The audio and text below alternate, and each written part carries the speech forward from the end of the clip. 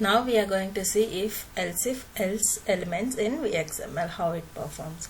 See, same like in Java, .NET or other languages, how we are using if, else conditions. The purpose of the keywords is same, but the syntax only you have to see, and then examples how we will write in the VXML, that only we have to mainly concentrate here.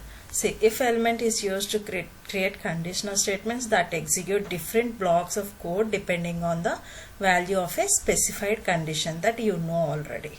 So in VXML, how we write a syntax, if and then the condition we have to show.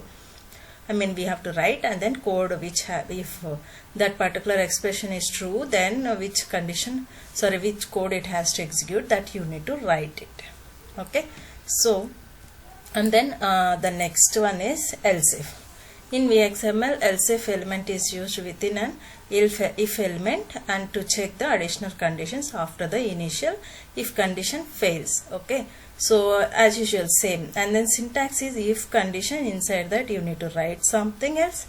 If it is false, then inside the else if condition you have to execute some code. After that else if. Okay, this is the else if, and then else. So else is the last part. Like this element is used within an if element to define a block of code to be executed. If none of the specified conditions are true, then the else block has to execute it. So I think you know, right? Now we will see the example. See here, inside this if condition, some number we are giving 1, then your number is less than 1, please try again later. When number is less than 1, then like this we have to play the prompt. Okay, so this is if. Else if is if number is greater than 10, then your number is greater than 10, please try again later. Okay, then else prompt.